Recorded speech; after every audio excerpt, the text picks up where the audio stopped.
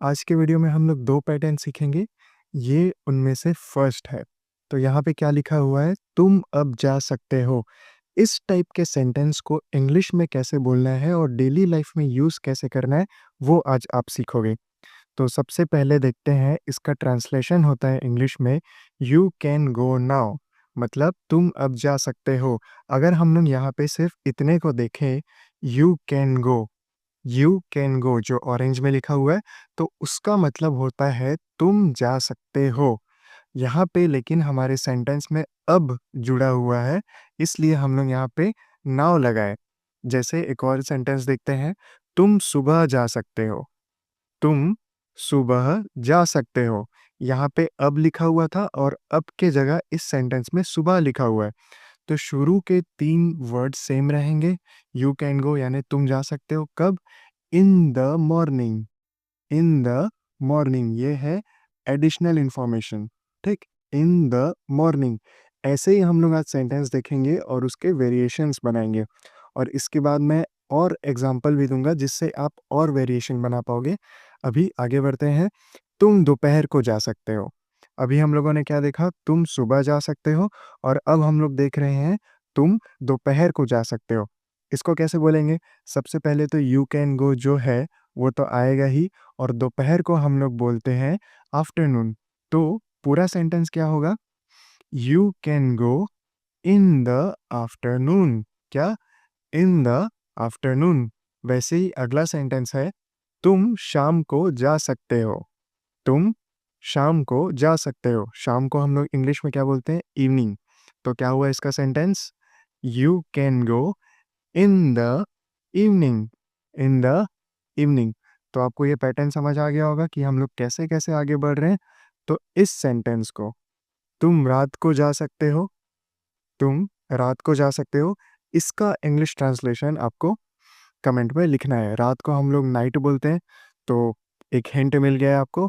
अब हम लोग आगे बढ़ते हैं अगले पैटर्न में। ये एक पैटर्न था, अब आगे बढ़ते हैं हम लोग अगले पैटर्न में। यहाँ पे लिखा हुआ है, आप कार से यात्रा कर सकते हैं। आप कार से यात्रा कर सकते हैं। उसी टाइप का पैटर्न है, थोड़ा-सा बस चेंजेस है। पहले वाले को एक बार समझ लेते हैं।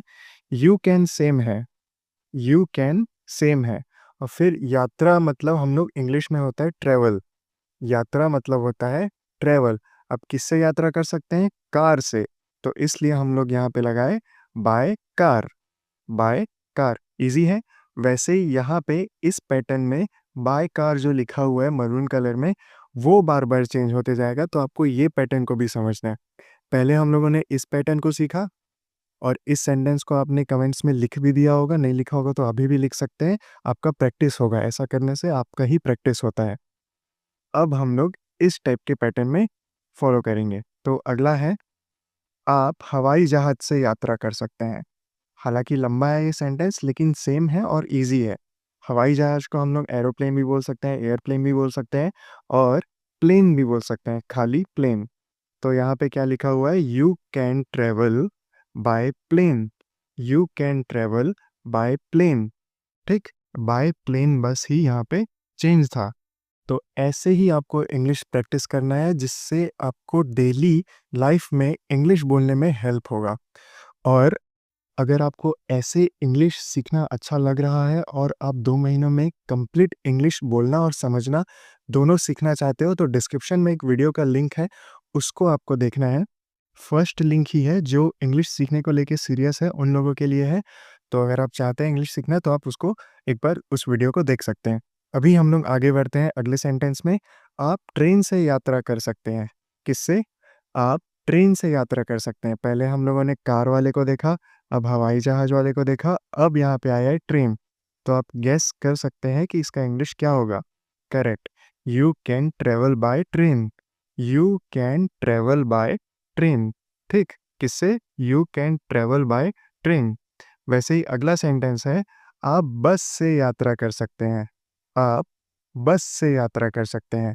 तो इसको भी आपको होमवर्क की तरह कमेंट में लिखना है, और दोनों सेंटेंस को मैं आपके चेक कर लूँगा। तो आज के लिए ये सारे सेंटेंस थे। होपफुली आपको वीडियो समझ आया होगा, और आपको इंग्लिश कंप्लीट सीखना है 2 महीनों में, तो उस वीडियो को ज़रूर देखें।